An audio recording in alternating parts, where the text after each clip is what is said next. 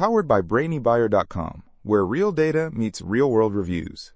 If our side-by-side breakdowns save you time and money, please tap that subscribe button so we can keep digging for the truth behind the specs. So I'm looking at these two espresso machines, the Breville Barista Touch and the Philips 3200 series with LatteGo. What do you think? Okay, let's dive in. The Breville is definitely the more premium option, right? It's got that touch screen and all the bells and whistles. Yeah, the Breville has a touch screen, which looks super easy to use. It also has a built-in grinder, which is really appealing, and it's a new product. True, the Philips is a renewed product, so it's potentially cheaper, but you're taking a bit of a risk there. The Philips also has a built-in grinder with 12-step adjustability. Right, risk is something to consider. I am interested in the adjustability, though. What about the milk frothing?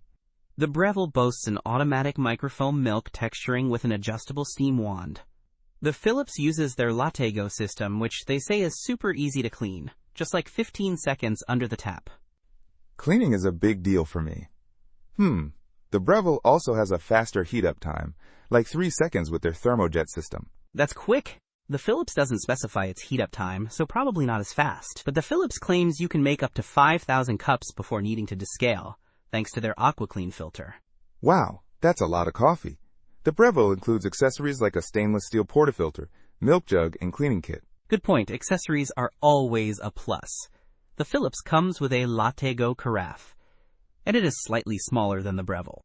Okay, so Breville is better on the features, but the Philips is more compact and easy to clean. Exactly. And the Breville is about 22 pounds, while the Philips weighs practically nothing, like 0.01 ounces. That's weird. Probably a mistake in the listing. But still, the Breville is probably heavier.